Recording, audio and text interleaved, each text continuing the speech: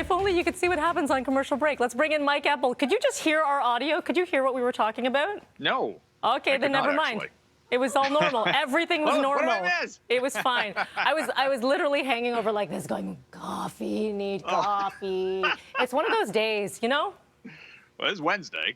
Do you not sure. have one of those days where you need the coffee or else it's not happening? If the day of the week ends in a Y, that's me, basically. Okay. Did you say wine? Wine? No, A Y. If the day of the week ends in a Y, Gotcha. I need coffee. Okay, because mine's Big a different time. story. Mine ends in a wine, but that's a whole other. Okay. Shall we do business news? Let's do it. Sure. Okay. Yeah. Let's start with some economic talk, Mel, because we got the latest statistics on how the economy was doing after the reopening from wave 3 of the pandemic, and a little bit of growth for the month of June from the Stats Canada data, but the second quarter was still negative, and the forecast for the summertime isn't for anything much better, quite frankly, as the results were much below economists' forecasts. Everybody's kind of scratching their heads going, what happened? Because weren't we supposed to see this summertime spending boom time and all this?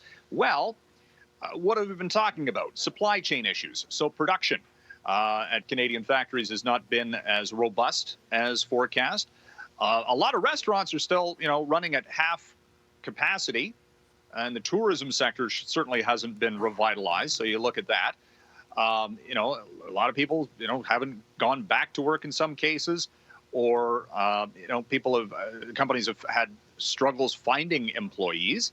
So the output is not up to where it previously was, and the export market hasn't been great. And now we've got, wave 4 of COVID. So as you might expect, we are in an election campaign, and guess what?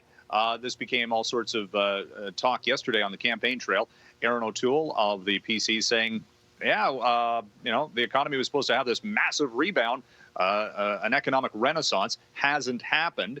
He's talking about, balancing the budget in 10 years, but not talking about any spending cutbacks or tax hikes. So banking on economic growth. So you have to question whether or not those forecasts are relevant. And then, from Liberal leader Justin Trudeau's standpoint, it's again, something that the opposition can kind of chip away at.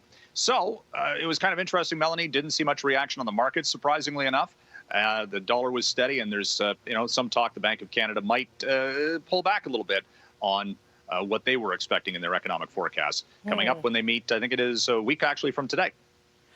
Mike, yesterday there was a conversation about the holidays, or it was the day before. There was a Costco in North America putting out their decorations already. But for retailers, they do have to think that far ahead, right? Sure. Whether or not we like it. And so with that, Walmart, big chain, looking to do the same, but they need help.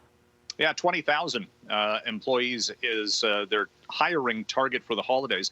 And this isn't frontline staff in the store. No, this is for the distribution centers, supply chain. This has been the buzzword of 2021, buzz phrase, supply chain, because, so many companies, retail, the distribution network has been shaken up. You keep hearing about container shipping issues globally, and that was a thing back earlier this year too, wasn't it? So they're trying to get things moving to consumers, and there's been some talk in the retail sector. Buy your stuff now. Don't wait for December, because what you might want to buy might not be there because it's just not available. So the companies are just ramping up for all of this. Mike, we've got about 30 seconds left. Google now pushing back when they want some of their workers to get back into the office. Yep, next year. It just every month they just keep pushing things back. And we look at the tech sector and the banking industry as sort of the bellwethers, I suppose, for when people are getting back to the office, if and when, I guess at this point, Melanie, because again, we've shifted to online, and the tech companies have said it's working okay, so why rush?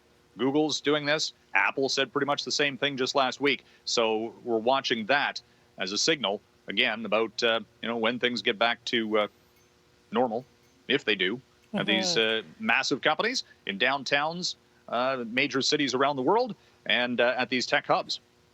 It is wild. All right, Mike, as always, appreciate the time. Thank you. Thank you.